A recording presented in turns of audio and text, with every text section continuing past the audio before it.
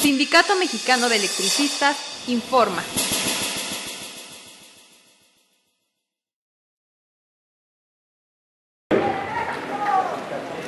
Seguidamente, palabras de bienvenida a este acto conmemorativo por el primer secretario de nuestra Embajada de la República Bolivariana de Venezuela, licenciado Raúl Carreño.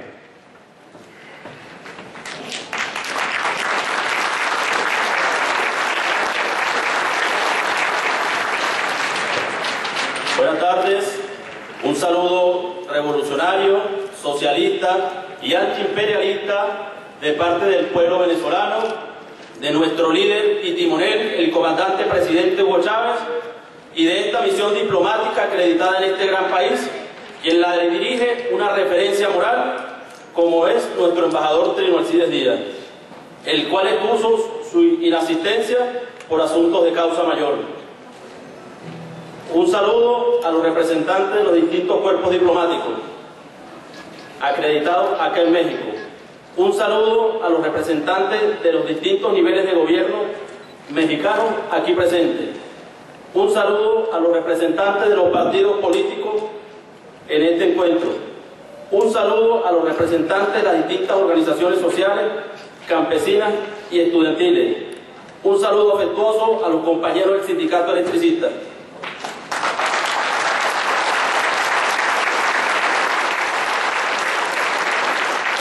Hoy nuevamente queda en evidencia el gran respaldo del pueblo mexicano en solidaridad con la revolución democrática, protagónica, participativa y altamente moralista en la que transitamos en Venezuela bajo la conducción del compañero presidente Hugo Chávez Frías. Todos aquí presentes en algún momento hemos confrontado momentos difíciles en nuestras vidas. Y en Venezuela, el 11, 12 y 13 de abril del 2002, vaya que fueron momentos difíciles, momentos tristes, momentos dolorosos, pero a su vez momentos llenos de gloria, de patriotismo y nacionalismo, por la grandeza demostrada de un pueblo comprometido con su líder, que es el compañero presidente Hugo Chávez, con la Constitución y con la democracia de nuestro país. A tan solo 2 días del golpe de Estado fascista de la derecha venezolana y sus aliados internacionales, el 11 de abril del 2002, el pueblo humilde, el sin camisa, el obrero, la ama de casa, el educador, la aseadora, el estudiante, salió a las calles de Caracas, nuestra capital, de todos los rincones, desde el sur, desde el norte, desde el este, desde el oeste, incluso arriesgando hasta sus propias vidas con el fin de derrotar a los fascistas, a derrotar el imperio norteamericano que pretendía imponer una dictadura de la oligarquía en nuestra patria. A estas horas de la tarde del 13 de abril, los soldados de la Guardia de Honor levantaron sus armas para retomar el poder del Palacio de Miraflores, iniciando esa gesta histórica de mano con el pueblo que estaba en la calle, que eran cientos de miles. Podemos decir que fue una insurrección del pueblo patriota, compañeros. Desde el 13 de abril de aquel año 2002, la conciencia revolucionaria de nuestro pueblo se aceleró, porque se supo de lo que eran capaces los fascistas y oligarcas cuando retomaban el poder para acabar con la revolución de un pueblo. A 10 años de esta fecha histórica, el pueblo venezolano está consciente que valió la pena arriesgar incluso hasta las propias vidas por este proceso de cambio y transformación que se traduce en poder y calidad de vida para nuestra población, donde ya no se permite que el proletariado sea explotado, donde ya no se permite que las empresas transnacionales roben nuestras riquezas y recursos naturales, donde ya no permitimos que embajadas de cualquier país, por muy poderoso, sea quien dirija los destinos de nuestra patria. Podemos decir, compañeros, que en Venezuela hoy por hoy somos soberanos. Para finalizar, compañeros, quiero que sepan que en Venezuela el gobierno ejerce un poder político obedeciendo al pueblo y a sus intereses. ¡Viva México! ¡Viva! ¡Viva México! ¡Viva! ¡Viva Venezuela! ¡Viva! ¡Viva Venezuela! ¡Viva! ¡Que viva una América unida! Gracias, compañeros.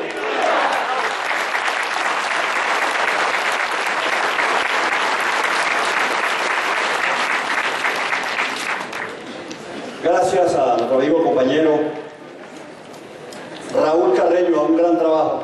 Y en nombre del cuerpo diplomático de la Embajada de la República Bolivariana de Venezuela, en nombre de la agregaduría militar de la misma embajada, trabajadores, le damos las gracias a todos ustedes por ese gran apoyo que nos han dado a todos durante el proceso grande que hemos tenido, y ese proceso pues que va a culminar en primera instancia en octubre con el gran triunfo del comandante Hugo Rafael Chávez Frías. Agradecemos también, gracias, palabras a cargo del excelentísimo embajador y compañero del Estado Plurinominal de Bolivia, Jorge Mancilla.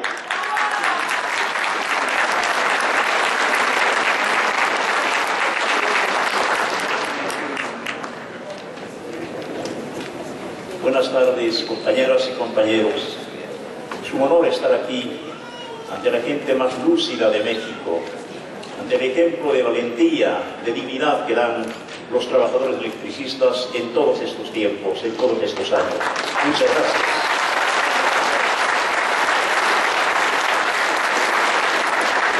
Acudo a este acto de solidaridad con Venezuela a invitación del compañero embajador Trino, el venezolano, pero quiero hacer una precisión. Ocurre que durante 5 años y 9 meses fui el embajador de Bolivia aquí en México. Al cumplirse el ciclo constitucional para el que el compañero Evo Morales me nombró, se produjo mi relevo. El pasado 31 de marzo dejé de ejercer el cargo de embajador. En buenas cuentas, soy el ex embajador, pero no existe el ex embajador. Como no existe, compañeras y compañeros, no existe un ex revolucionario, un ex izquierdista, un ex antiimperialista. Se es boliviano, se es embajador con cargo o sin cargo en todas partes donde se tenga que hablar de Bolivia, de su pueblo, de sus banderas. Y yo estoy aquí como un boliviano representando a mi pueblo, a mi patria, a mi generación. No puede haber entonces este cargo de ex antiimperialista, ex izquierdista.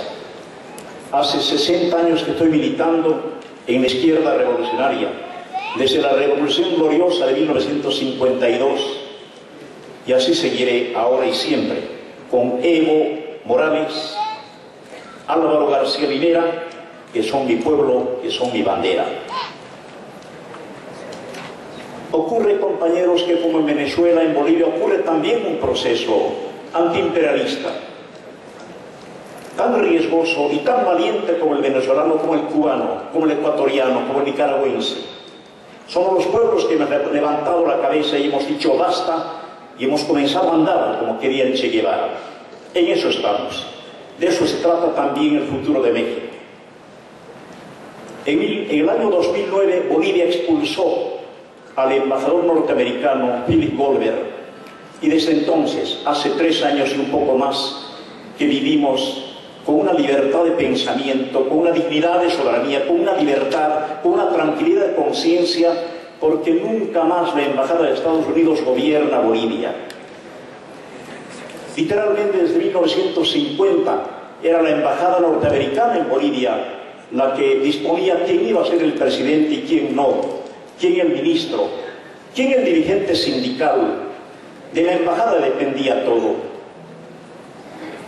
Ha sido necesario que el compañero Evo Morales detecte a Philip Goldberg, a Mr. Phillips Goldberg, metido en andanzas para dividir mi país, para fracturar mi país, para dividirlo en dos, entre Oriente y Occidente, invirtiendo dinero además, el dinero de USAID que aquí se ha denunciado en el corto que hemos visto en el video.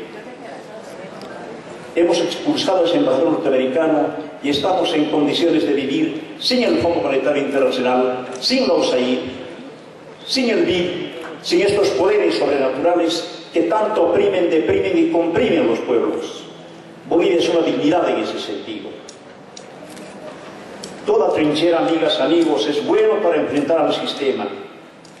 Y en mi caso, y perdonen que hable un poco de mí, yo soy periodista y ejercí el periodismo en este país durante 25 años, aquí en México. Trabajé en Excelsior, de alguna parte de algún modo fui parte de México. ejercí el periodismo, la poesía y el humorismo.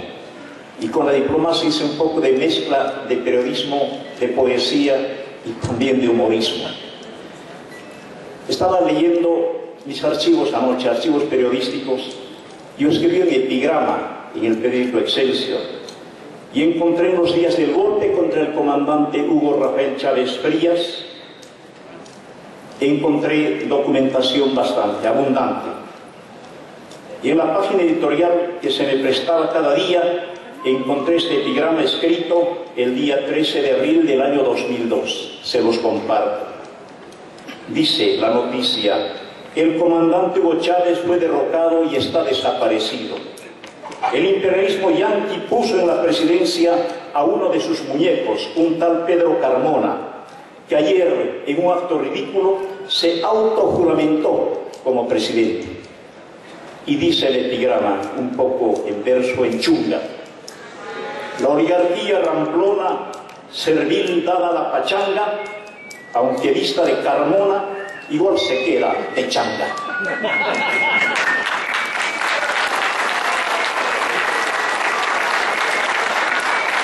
Llevado el ejemplo de esos días gloriosos, de esos días inolvidables en Caracas, el 11, el 12 y el 13 de abril, compañeros, tenemos que creer en la esperanza, en el valor de los pueblos, en la resolución, la decisión de no dejarnos vencer, de no dejarnos aplastar. Como decía un famoso cantor boliviano que luego se fue a la guerrilla, Benjo Cruz, que cambió su guitarra por un fusil y nos dejó un legado, una palabra extraordinaria: un modo de vida, pues, se muere cuando se deja de combatir. Yo saludo a Venezuela, la patria del libertador, de mi patria. No en vano Bolivia lleva el nombre de Bolívar, y Bolívar le dijo a su hija predilecta. Saludo al comandante Hugo Chávez, a sus victorias sobre todos los males. Saludo a su valentía, su dignidad, su persistencia, su gana de vivir, su ejemplo de vivir. Y con él digo también: se muere cuando se deja de combatir. Finalmente, al modo de mi presidente Evo Morales, les agradezco en el idioma matriz, en el idioma de mi madre, de mis antepasados, el quichua. Tucuy-son joyon, Hankunapaj, Napaycuiquichis. Les saludo desde el fondo de mi corazón. Pachi, Pachi, compañeras, compañeros, Huauqueyunas, Tucuy Hankunapaj. Muchas gracias para todos ustedes. Pachi, Anapa y Curabaki. Gracias por ayudarnos todos los días con su ejemplo, con su valentía. Pachi, Yuspachupinti, gracias por creer en nosotros. Finalmente, ¡viva México! ¡Viva! ¡Viva Venezuela! ¡Viva! ¡Viva Bolivia! ¡Viva! ¡Viva América Latina! ¡Viva! ¡Y vivan los pueblos dignos! Gracias. Gracias al cantor Gabino Palomares. Seguidamente, las palabras del diputado Alexander Rincón, diputado electo en Yaracuy, Venezuela, miembro de la Comisión de Culto, Religión y Régimen Penitenciario, representante de los grupos campesinos en Venezuela. Con ustedes, el camarada diputado Alexander Rincón.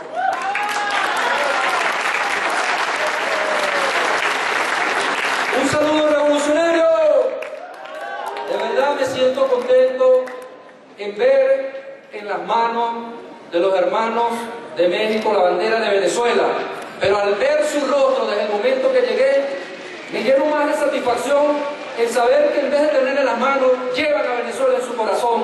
Y de verdad, como venezolano, se los agradezco, y así lo transmitiré en mi país, a los movimientos sociales, al Partido Socialista Unido de Venezuela, al cual pertenezco, ¿verdad?, y a las autoridades pertinentes con las cuales trabajo y comparto sueños en esta revolución venezolana y latinoamericana. De verdad, muy satisfecho de estar en este país, de saber que es un país que tiene tanta historia, que está constituido por personas de tanta estirpe de guerreros, como son ustedes los mexicanos, ¿verdad? Recordemos que en esta tierra estaba la civilización azteca.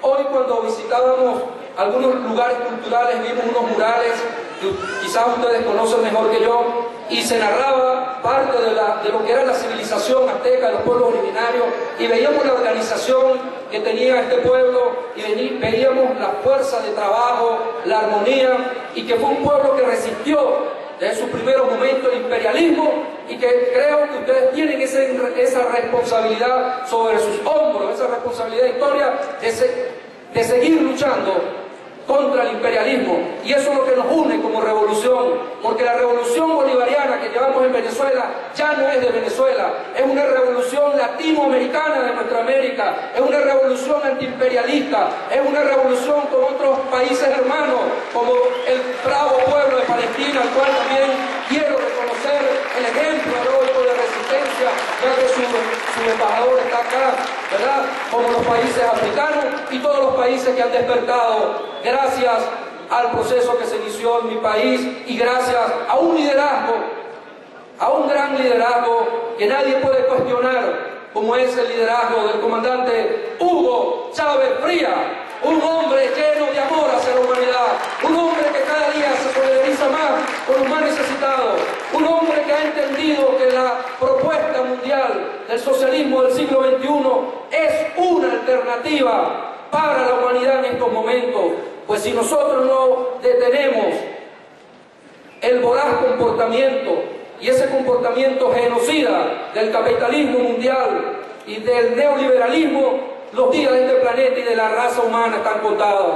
Pero sabemos que el imperialismo lo ha pensado así, más nosotros sabemos que las sociedades emergen y del seno de los pueblos surgen sus propios salvadores, y por eso nosotros en Venezuela decimos que solo el pueblo salva al pueblo. Por eso me siento tan satisfecho de estar enfrente del pueblo mexicano, que yo sé que le va a responder a América y a los demás países hermanos.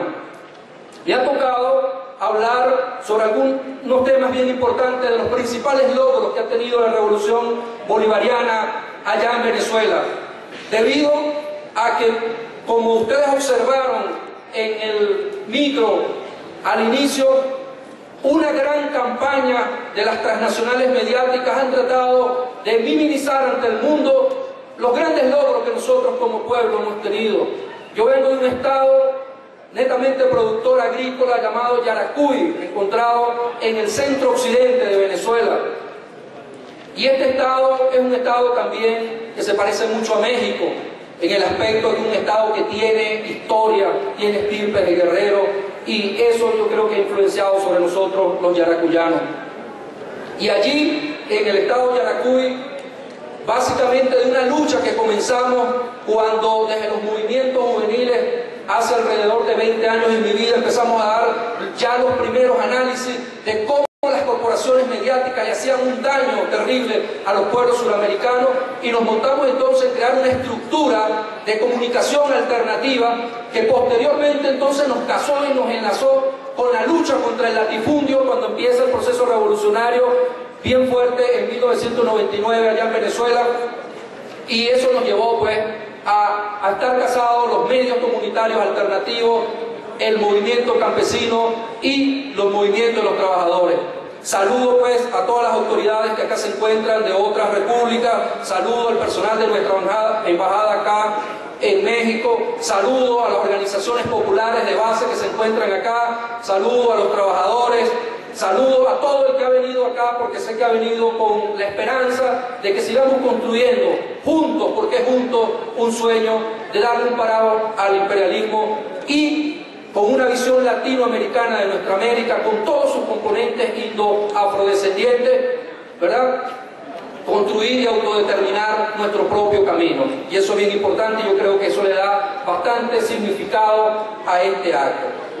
Fíjense, como algunos de ustedes a lo mejor han estudiado o otros no lo saben, el primer planteamiento que hace el comandante Hugo Chávez Frías cuando llega a la revolución bolivariana, y que lógicamente todo el pueblo lo seguimos, fue crear una arquitectura jurídica que diera piso a la revolución, que diera un piso sólido.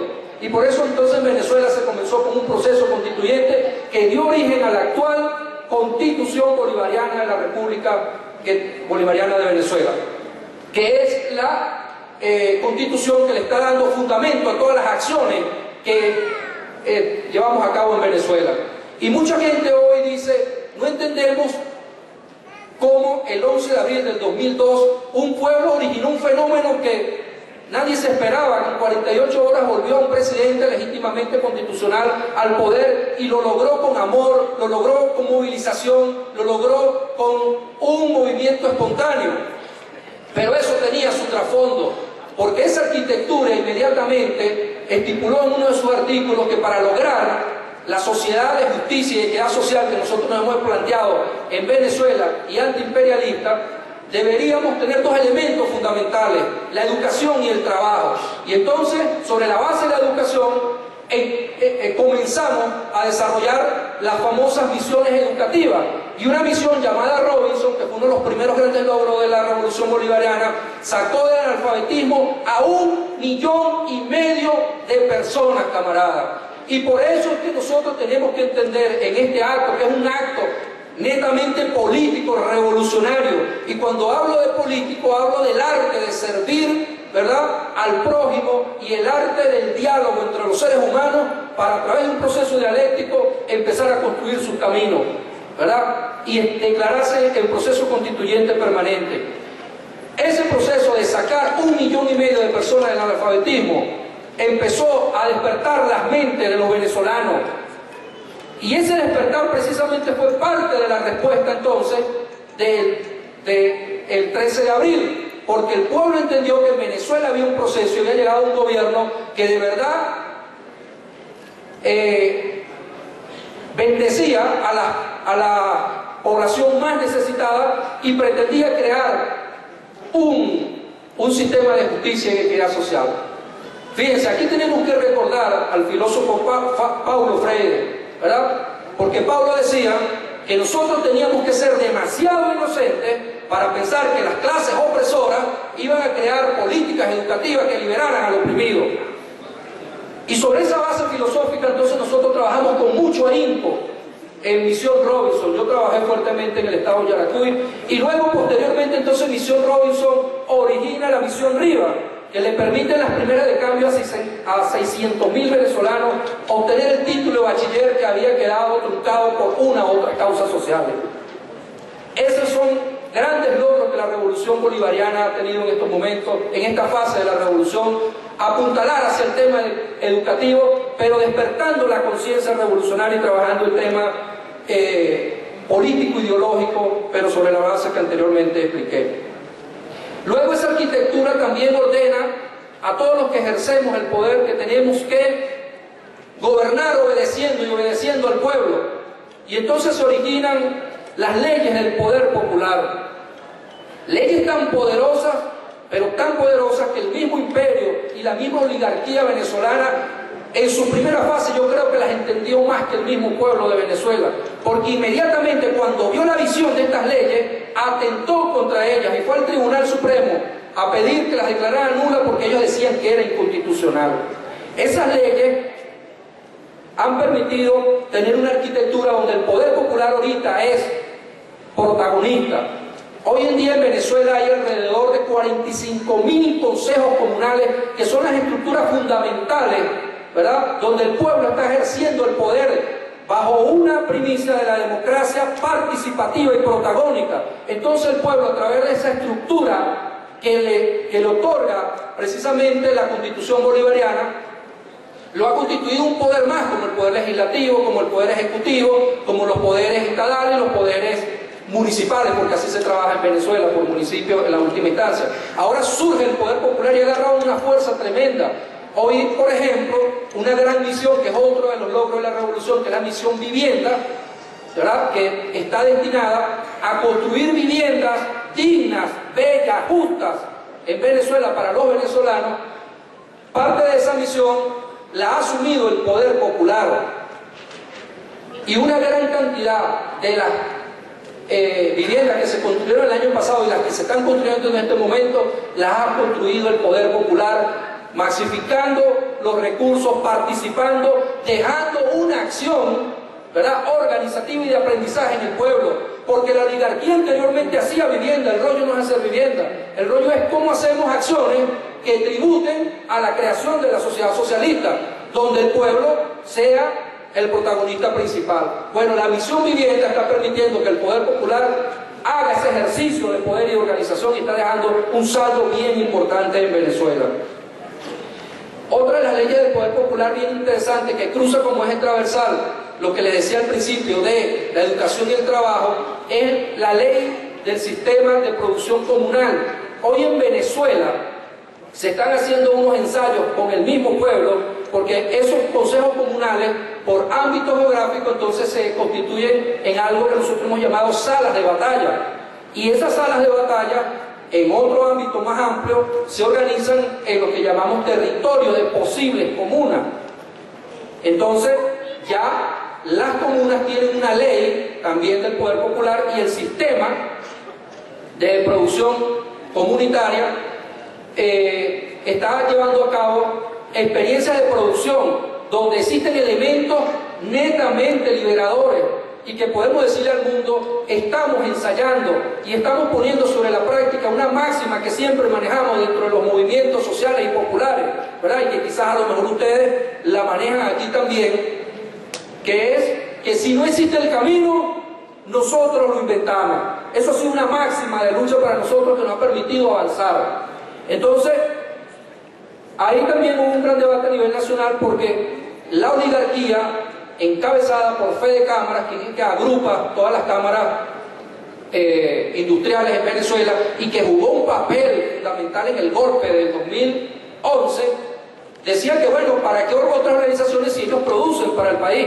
Pero volvemos a caer en lo mismo, producen dejando un saldo de organización socialista, de una sociedad de equidad y de justicia social. ¿Ves? Porque nosotros en nuestro ensayo estamos planteando la no explotación del hombre por el hombre, el tema de la propiedad social colectiva del medio de producción. Esos son elementos que construyen la sociedad socialista, que no se ven en el sistema capitalista. La distribución equitativa de todos los excedentes que produzca esa acción. La responsabilidad con el entorno donde está la unidad productiva. Entonces, parte de esas acciones yo creo que son grandes logros que nosotros tenemos como revolución. Algo también bien importante que yo considero que lo he visto pues en mi estado es el elemento ideológico fundamental con respecto a la tierra, porque la lucha contra el latifundio es un elemento fundamental para poner un medio de producción primario directamente en el pueblo. Y en Venezuela se ha dado en este proceso revolucionario un proceso bien importante del rescate de las tierras que están en latifundio. Y eso es bueno que ustedes lo repitan y nos ayuden a repetir. Nosotros no le estamos expropiando tierras que estén productivas a nadie, como lo hacen ver a través de los canales internacionales. Y también es bueno que sepan que el proceso de expropiación es un proceso legal que está en la Constitución bolivariana y que siempre existió aún en las otras constituciones y que ellos han manipulado. Pero en Venezuela había mucho latifundio y esas tierras en latifundio se han atacado. Pero no solamente se le ha entregado la tierra al campesino, se le ha entregado, ¿verdad?, con la visión de que tiene que ser propiedad colectiva de todos los camaradas y todos los ciudadanos que participan en la unidad, ¿verdad? Y se le ha dado una atención integral al campesino como nunca, en el tema de los créditos, en el tema del financiamiento, en los enlaces dentro del marco internacional que maneja Venezuela. Por ejemplo, en las relaciones con Irán, Irán le ha surtido a Venezuela gran cantidad de tractores y maquinaria agrícola que hoy están en disposición de esos campesinos organizados. Ya hay unidades de producción donde el campesino tiene una vivienda digna dentro de la unidad de producción. La oligarquía venezolana dice, pero bueno, ¿qué es lo que están haciendo ustedes? Nosotros construíamos casas. Sí, pero eran casas según la óptica de ellos, donde la división de la clase social hacía ver a la inmensa mayoría de los explotados como de menor rango.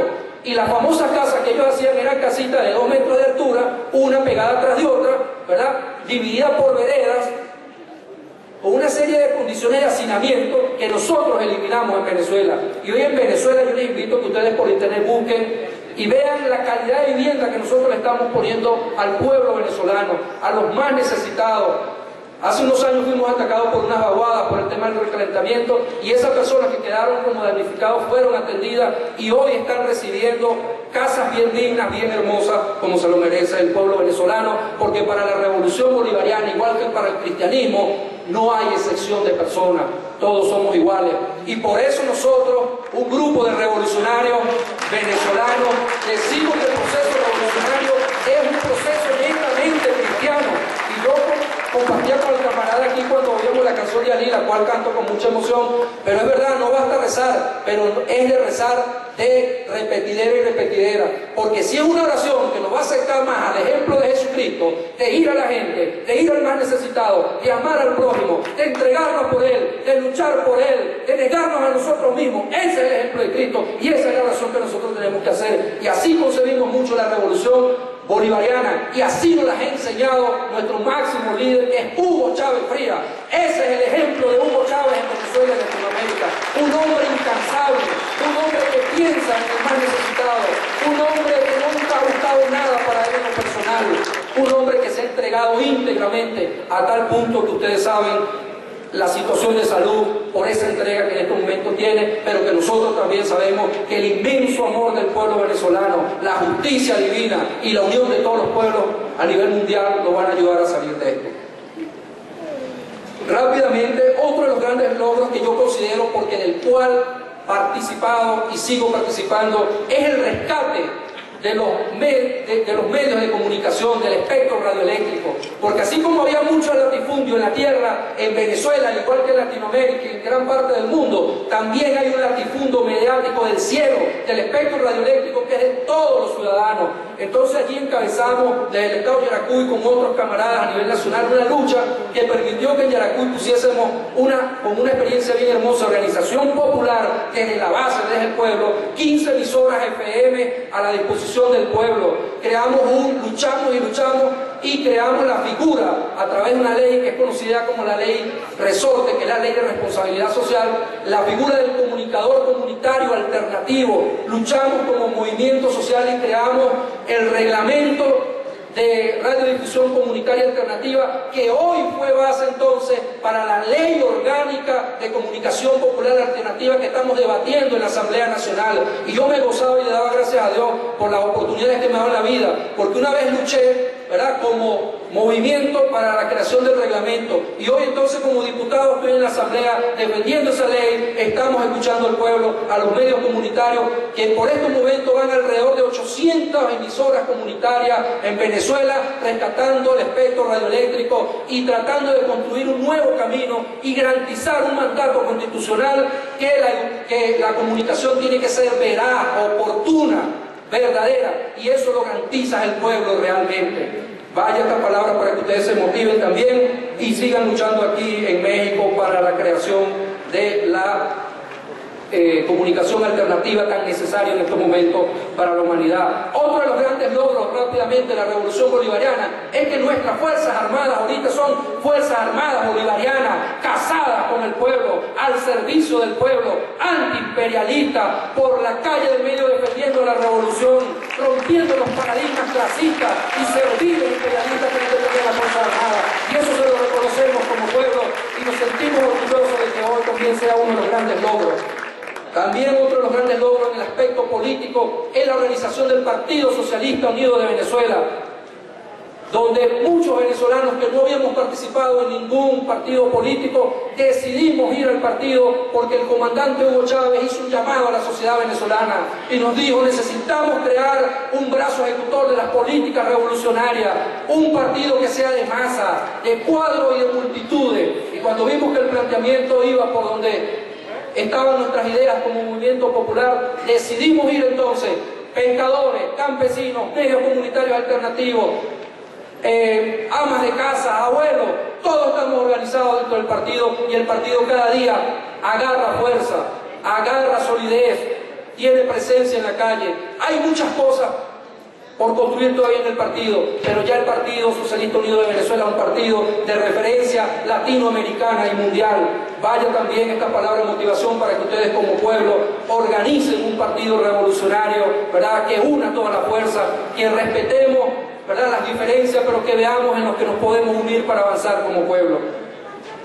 Y por último, yo creo el mayor logro que en estos momentos tiene el pueblo venezolano, el inmenso amor que ha desarrollado por su líder máximo, que es Hugo Chávez Frías, que ustedes lo pueden ver a través de los medios internacionales, de internet, cómo el pueblo se volca, ¿verdad?, en defensa de la revolución, y con una madurez política cual nunca antes la hubo en Venezuela, porque no estamos viendo al comandante Hugo Chávez como un fetiche al cual seguimos, sino como un hombre que está jugando un rol importante en el tiempo y que es el líder indiscutible de este proceso, que ha unificado todas las fuerzas sociales en Venezuela, y que hoy más que nunca ese pueblo está comprometido, a tal punto de que hoy se está dando un fenómeno en Venezuela bien bonito, bien interesante. El pueblo está en movilización constante. Antes el pueblo se movilizaba masivamente cuando el presidente iba a una actividad, porque el presidente tiene un liderazgo sobrenatural, pero hoy por ese amor el pueblo se está movilizando,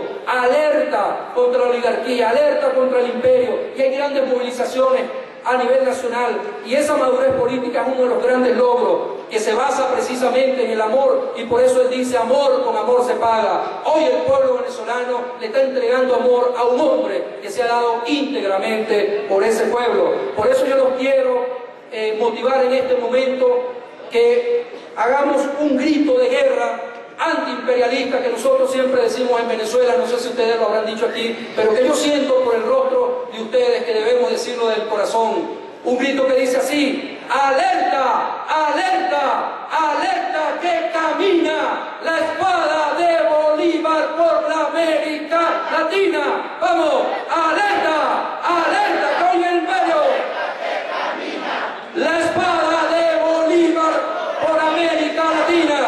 Bien, gracias, camarada. Se les quiere, se les admira. Saludos de adelante.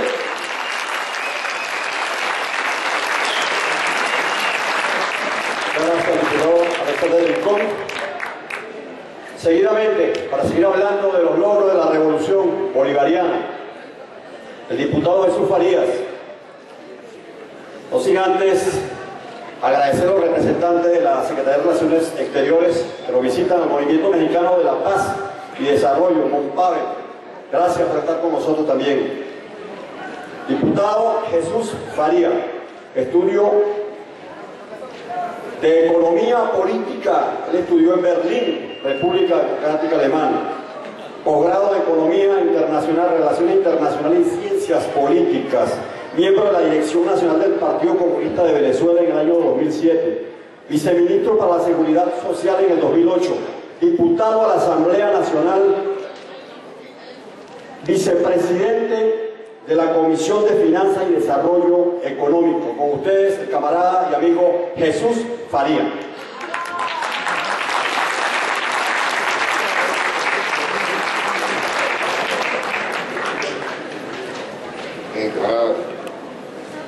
Un gran abrazo revolucionario, y siempre expresando un agradecimiento ilimitado por las expresiones, los gestos y las acciones de solidaridad que siempre han surgido del seno del pueblo mexicano.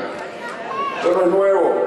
Yo estoy verdaderamente impresionado por este acto, por la calidad de acto, por la composición de los asistentes, por la cantidad de camaradas que están aquí presentes, expresando de una u otra manera el afecto, el amor, la cercanía, la disposición de luchar todos juntos por un objetivo que nos hemos trazado. Desde los años 50 estamos nosotros en luchas donde el pueblo mexicano siempre ha abierto los brazos para acoger exiliados, para ejercer presión contra dictaduras en Venezuela. Y bueno, ahora, en un momento tan crucial para el pueblo venezolano y para nuestra revolución, sentimos a este movimiento de solidaridad mexicano con la revolución bolivariana como una de las principales fuerzas que nos inspiran, como una de las principales fuerzas que nos estimulan a desarrollar y a vencer en nuestras luchas. Y bueno, hoy estamos aquí reunidos para celebrar un nuevo aniversario de un acto, de un hecho, de un proceso, de un evento histórico para la historia venezolana y creo que para buena parte del planeta. En Venezuela se está desarrollando en este momento una gigantesca demostración, manifestación multitudinaria, allá con el comandante Chávez en el balcón del pueblo, no solamente recordando lo que ocurrió hace 10 años, hecho inédito, un pueblo sale a la calle, tumba a los golpistas, restituye el orden revolucionario para que el comandante Chávez siga gobernando, para que siga avanzando la revolución y sigan adelante los proyectos de nuestra revolución. Y bueno, dentro de toda esta fiesta, dentro de toda esta celebración, dentro de esta emoción que anima a nuestro pueblo y pienso que también anima a partes importantes de la sociedad latinoamericana y caribeña, nosotros debemos hacer un recuento de lo que ha ocurrido. Déjame tomar el tiempo porque ya no quedan 25 minutos. Muy estricto aquí con el tiempo. En 10 años que hemos hecho y sobre todo qué enseñanza hemos extraído de aquellos sucesos dramáticos, traumáticos, llenos de emoción y con un desenlace inesperado para la inmensa mayoría de nosotros. En primer lugar, tenemos que recordar que cuando el comandante Chávez llega al poder, llega con un discurso de democracia, de lucha en contra de la corrupción y en contra de los actores de un sistema caduco, decadente, moribundo, como le decíamos nosotros. Pero las fuerzas que están detrás de esa fachada del sistema capitalista, esas fuerzas también en algunos casos apostaron a que el comandante Chávez se convirtiera en un actor político que en poco tiempo se doblegara, como ha ocurrido muchísimas veces en nuestras historias, y se pusiera nuevamente al servicio de los intereses de los poderes fácticos. Es decir, aquella vieja moraleja del gato pardo, que las cosas cambien pero que no cambie nada. Y la sorpresa vino muy pronto, cuando no solamente se desarrolló un discurso revolucionario, sino que se impulsaron iniciativas y procesos de claro contenido revolucionario. Y llega un momento que es crucial para el golpe de Estado del 11 de abril y para la retoma del poder revolucionario el 13 de abril. Presidente con poderes delegados por el Parlamento decreta 49 leyes importantísimas, de esas leyes que van erosionando los fundamentos del sistema existente, de esas leyes que van impulsando cambios ya irreversibles, de esas leyes que representan golpes en la médula de los intereses dominantes. Y dentro de esas leyes, que obviamente por el tiempo no las podemos analizar, yo quisiera al menos mencionar dos. Una de esas leyes tenía que ver con el petróleo, ley orgánica del petróleo, donde el comandante Chávez planteaba restablecer las regalías. Ustedes como país petrolero conocen lo que significa las regalías, y que en el marco de las políticas neoliberales esas regalías habían pasado del 33% al 1%. Una verdadera entrega vergonzosa de esos gobiernos a los intereses de las compañías transnacionales. La nacionalización de nuestra industria se había llevado a cabo a comienzos de los años 70, algo que aquí ocurrió mucho antes. Si la memoria no me falla, el general, ese gran hombre de la Revolución Mexicana, Lázaro Cárdenas, la realizó en el año 37, 38. Aquí nosotros la hicimos en el año 73, con un rezago tremendo. Pero después se revirtió y se eliminaron las regalías. Se deterioró la contribución fiscal del petróleo. Se entregó el control de buena parte de los yacimientos petroleros a las compañías transnacionales, el control sobre la producción. Y la industria como tal, la estatal Petróleo de Venezuela, no era otra cosa que un apéndice de las compañías, de las corporaciones petroleras. Pues bien, una ley para atacar esa situación. Una desviación terrible. Allí se activaban intereses poderosos, imperiales, e intereses y factores de gran poder, como era precisamente toda esa cúpula de la empresa estatal petrolera. Y por otra parte una ley de esencial importancia, la ley de tierras, una verdadera vergüenza que en pleno siglo XXI todavía existan estados capitalistas, óiganse bien, conviviendo en un sistema semifeudal. Bueno, igualmente, poderes resistiendo ante el avance de la revolución. Los grandes latifundistas, los que le dieron el golpe a Allende, los que impulsaron 2 guerras mundiales en Alemania, donde vive el latifundismo, se desarrollan las peores políticas en contra de la soberanía, en contra de la patria, en contra de los pueblos. Y eso creó un marco de agitación, de conflictividad, de agudización de las contradicciones. La revolución es eso. Nosotros no estamos chupando el dedo. La revolución es la máxima expresión de la lucha de clases, nacional e internacional. Y esa revolución tiene que avanzar, porque si no es una revolución. La revolución tiene que avanzar porque si se estanca muere.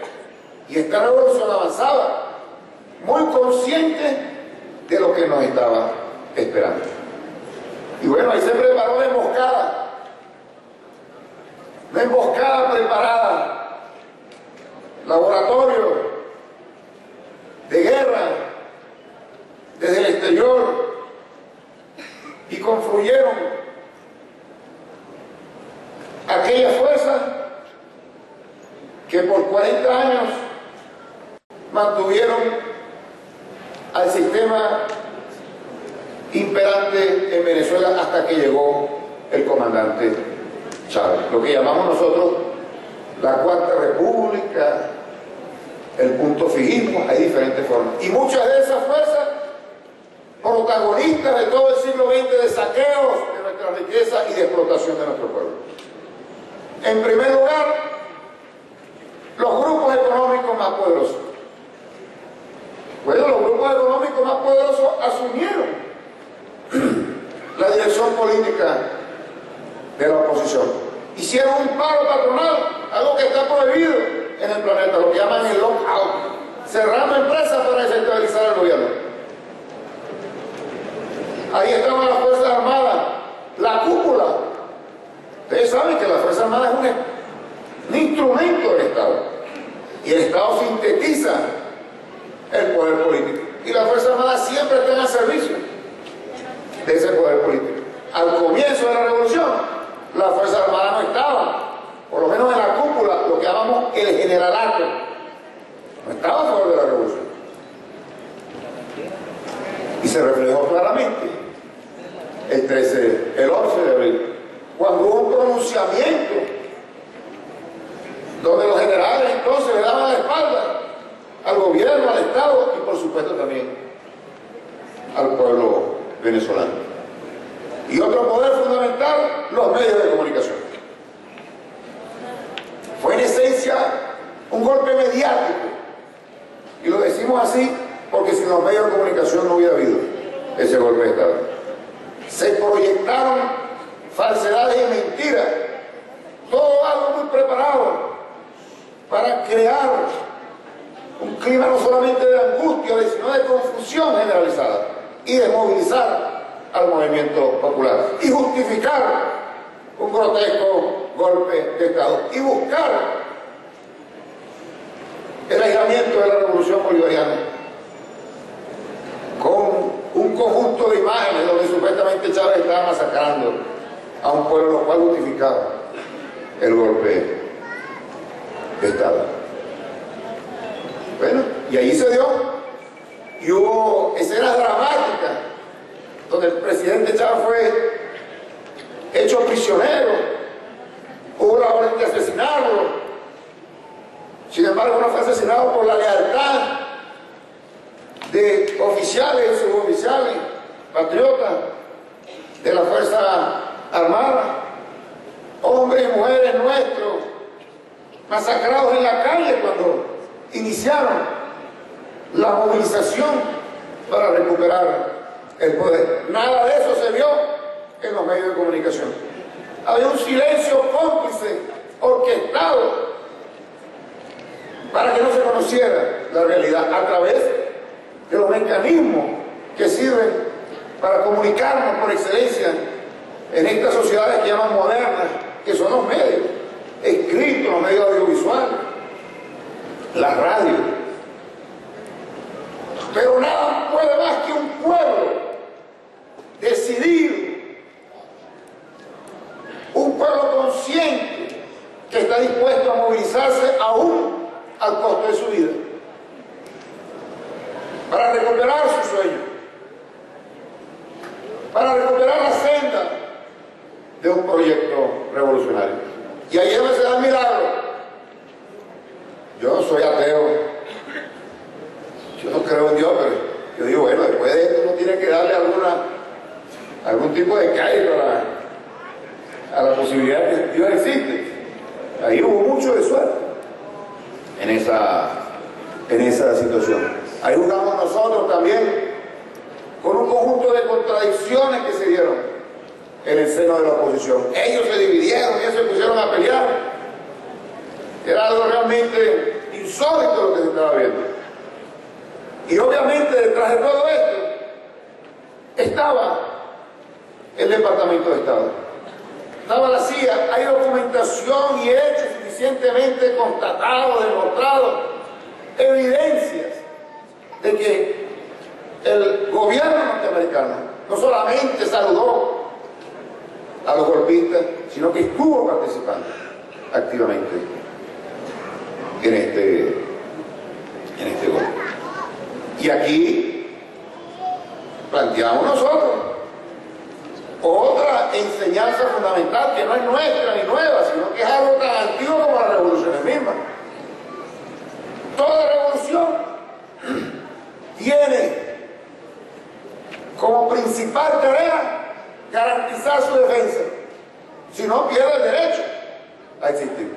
Ahí están los camaradas cubanos que nos pueden hablar, pero con mucha autoridad moral, de lo que eso significa.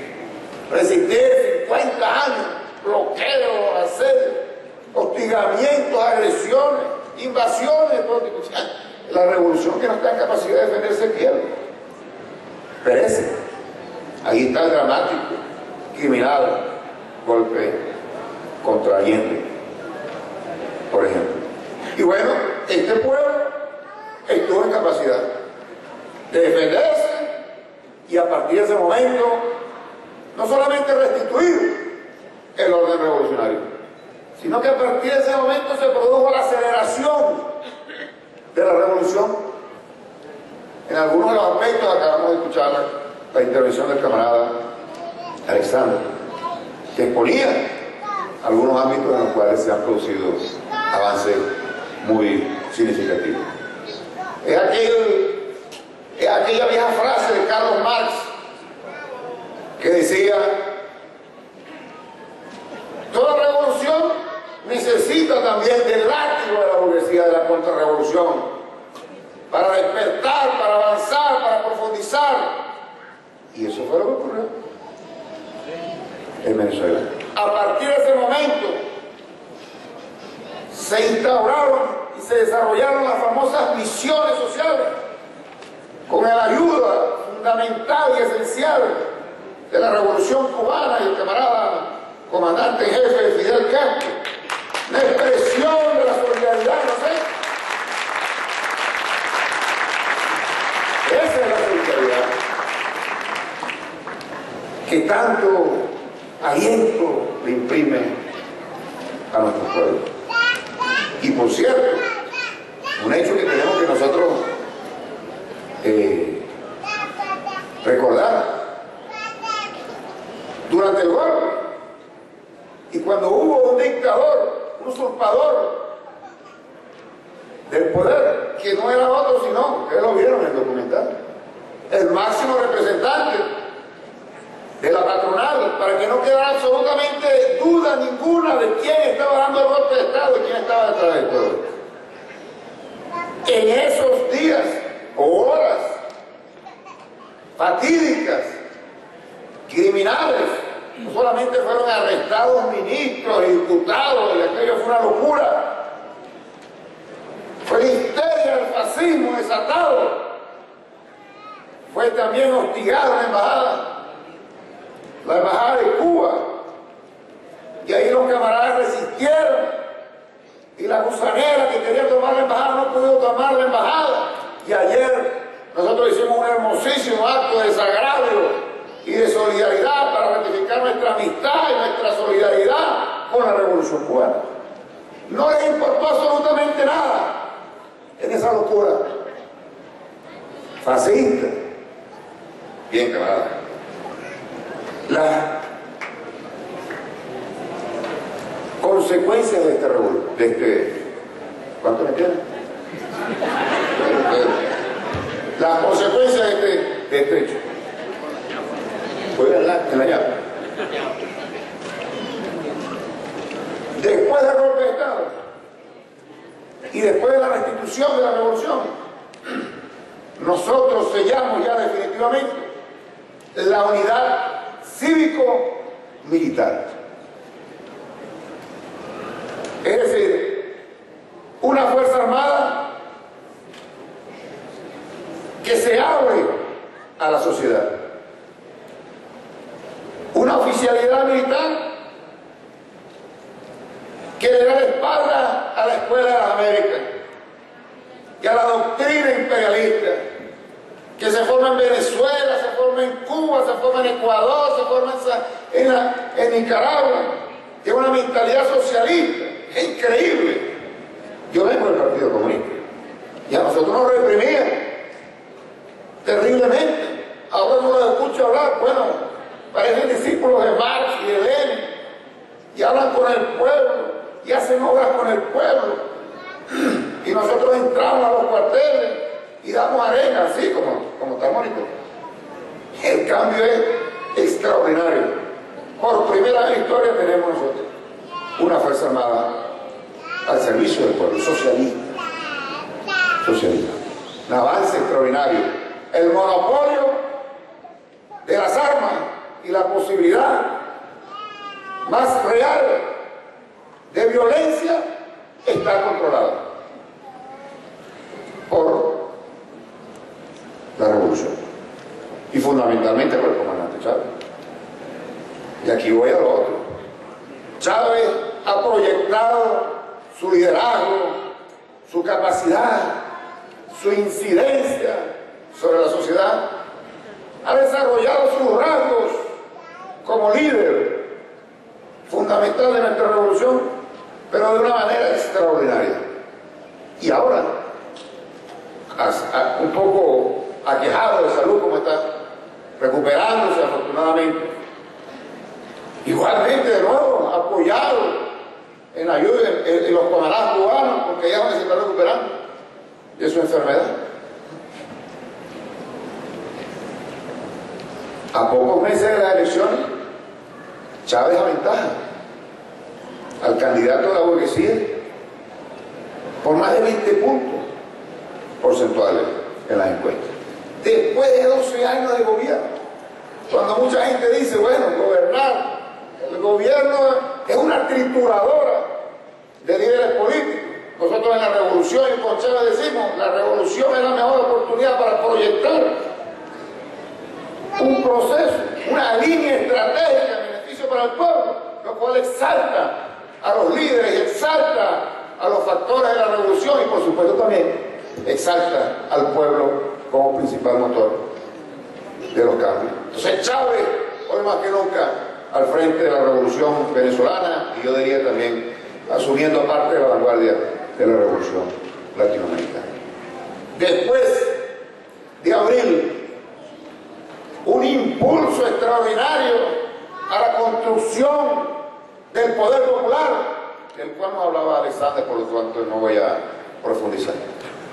Hoy como nunca antes hay organizaciones de todo tipo disponiendo de recursos financieros, impulsando proyectos sociales, proyectos productivos, desarrollando escuelas de formación política, es decir, construyendo el nuevo Estado revolucionario, porque de eso se trató el golpe de Estado, de eso se trató la recuperación del poder.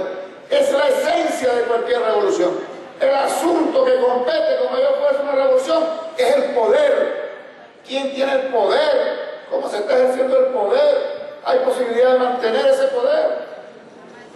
Y nosotros entonces ratificamos que ese poder se está ejerciendo para el pueblo, con el pueblo y por el pueblo. Y estamos definiendo eso en términos concretos con la construcción de una estructura que va a sustituir definitivamente al clásico, tradicional Estado burgués, representativo, apartado de las masas populares, en contra de las masas populares, amoldando a la sociedad de acuerdo a los intereses dominantes. Nosotros queremos un Estado que esté en el pueblo y que nazca en el pueblo. Y eso lo comprendimos mejor que nunca allí, durante ese golpe de Estado. Otra cosa que no podemos dejar de pasar, no podemos subestimar, no podemos subestimar, no quiere decir que vaya a la noche, no podemos subestimar a los enemigos. No es cualquier cosa. Estamos luchando en contra del imperialismo. Gracias, camarada. Un tequila ahora.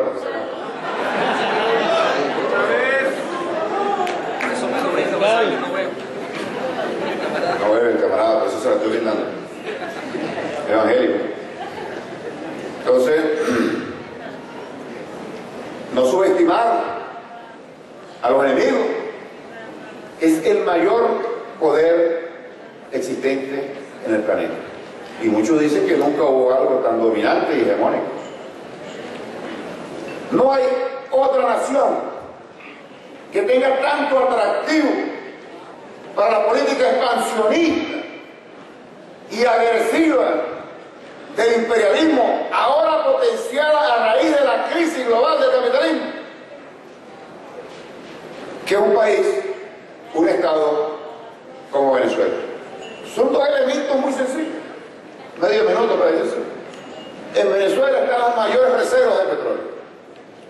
En los próximos 200 años, de cada 5 barriles de petróleo que se van a extraer para el consumo del planeta, 1 va a provenir de Venezuela, de acuerdo a las reservas que hay actualmente.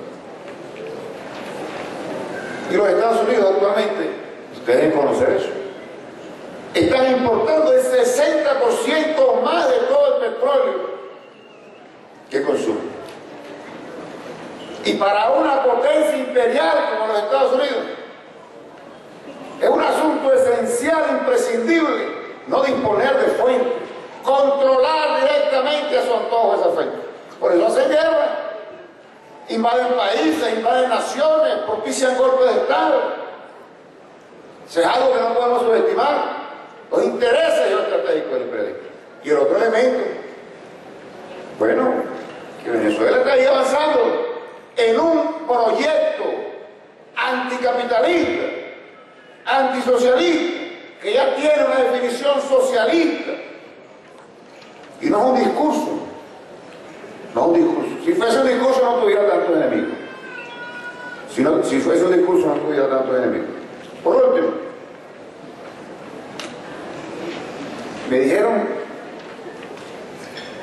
que por lo menos mencionara el tema de la Ley Orgánica del Trabajo. Y yo voy a decirles en 2 minutos lo siguiente. Como resultado de la revolución, se han producido cambios trascendentales en los diferentes ámbitos de la vida social. Sobre todo cambios que ratifican la necesidad de una patria soberana para impulsar los cambios.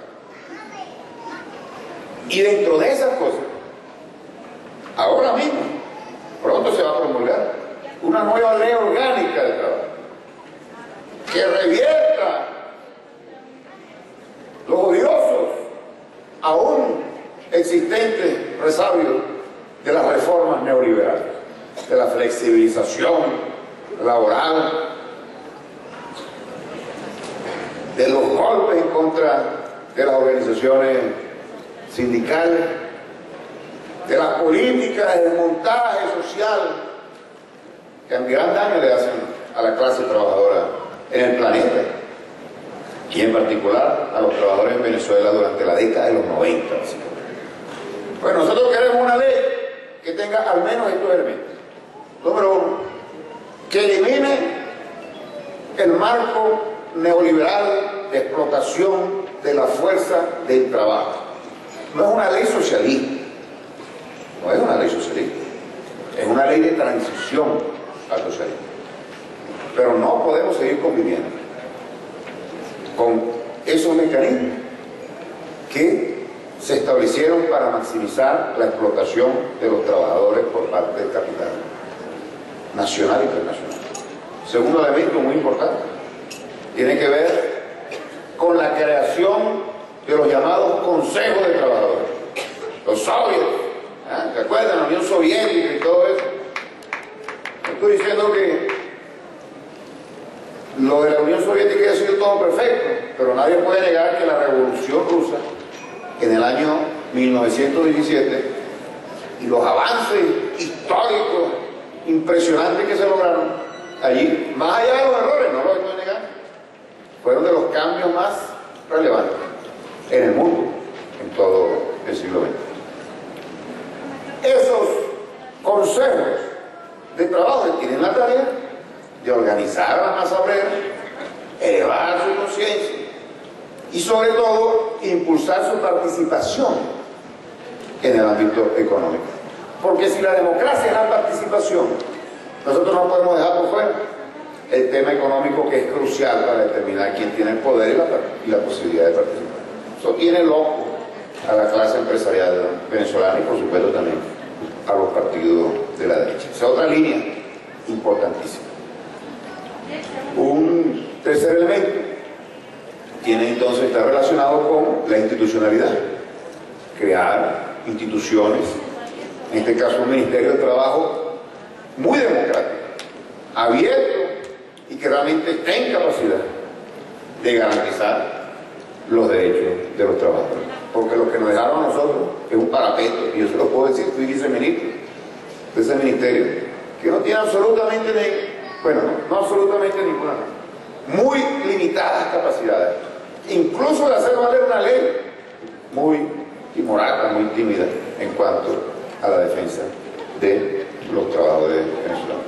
Y por esas cosas es que esta revolución avanza, porque ha ratificado su compromiso con el pueblo porque se ha mantenido leal y fiel a sus raíces originarias, porque se aferra a la bandera de la soberanía y de la independencia nacional, y porque plasma en los hechos una esperanza popular. La revolución no existe ni pudiera existir si no hay un pueblo allí atrás de ella con una fuerza impulsando esos cambios. 10 años después del 13 de abril, 10 años después que el pueblo salió, tumbó a los golpistas, restituyó el orden constitucional, nosotros podemos decir con toda seguridad y con mucho orgullo que ese pueblo ha crecido, que ese pueblo se ha fortalecido, el comandante se ha consolidado como líder y la revolución sigue avanzando. Y les repito, camaradas, una de las fuentes fundamentales de aliento, de energía, de estímulo para nuestras luchas, y no solamente para la nuestra, ha quedado comprobado que no hay ni una sola revolución que esté en capacidad de existir sin el apoyo moral, sin la solidaridad internacional, aquellos que ese gigante de la revolución llamó la ternura de los pueblos. De tal manera, camarada, que les agradecemos por este gesto, por este acto. ¡Que viva la solidaridad internacional, camarada! ¡Que viva el pueblo de México!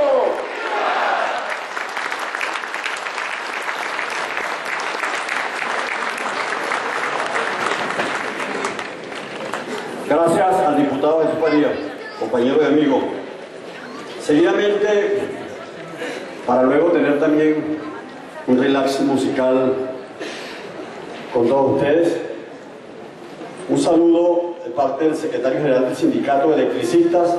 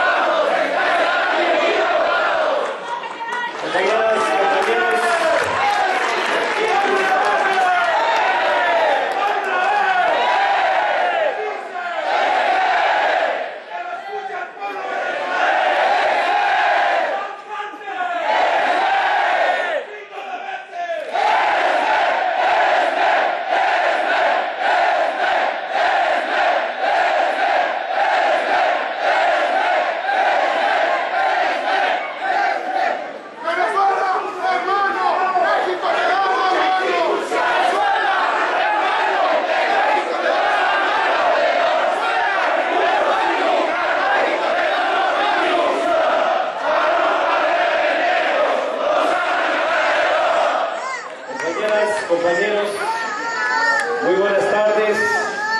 A nombre del Sindicato Mexicano de Electricistas, saludamos a las autoridades de la Embajada de Venezuela y hacemos un extensivo saludo al comandante Hugo Chávez, y desde aquí de México decimos que va a salir de esa enfermedad porque se está curando en Cuba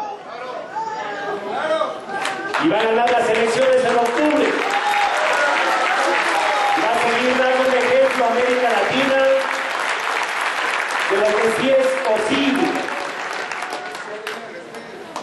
Agradecemos a las autoridades de la Embajada de Venezuela esta invitación que nos hicieron al Sindicato Mexicano de Electricistas.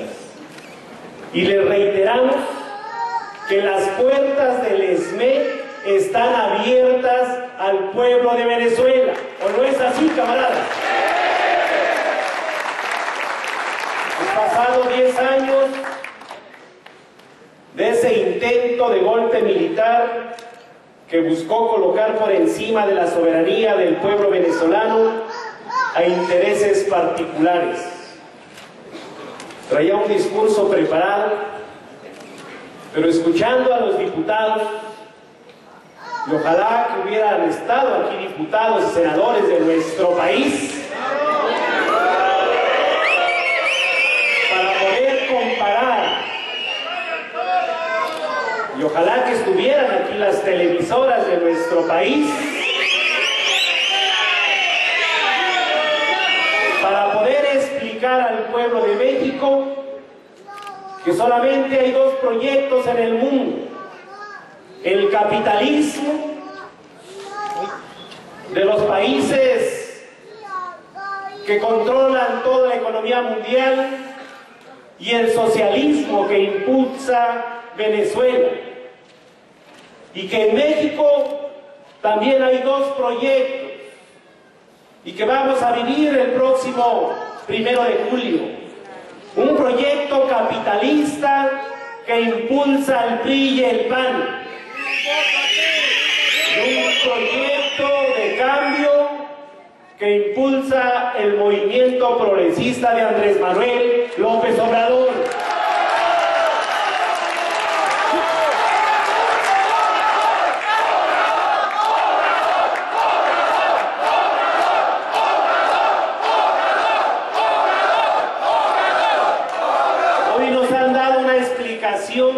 De la transformación que vive el pueblo de Venezuela a partir del triunfo de la revolución bolivariana, y también nos dan una enseñanza de la lucha del pueblo, del poder popular, de la lucha social.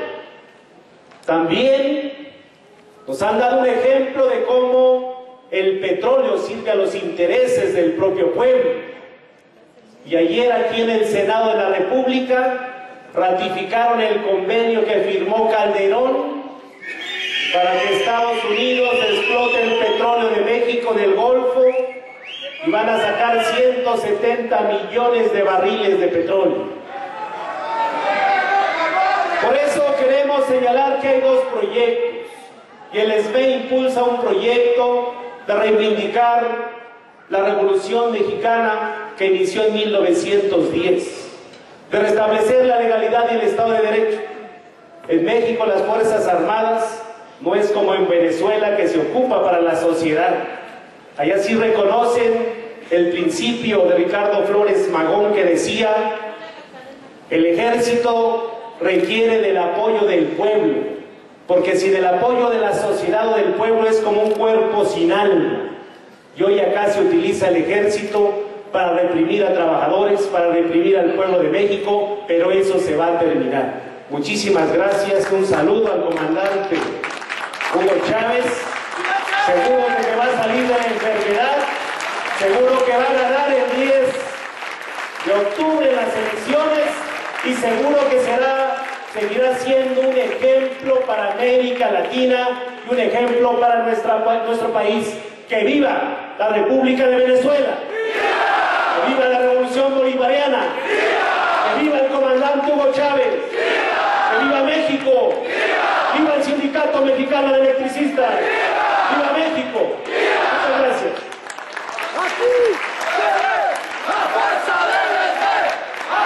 Gracias.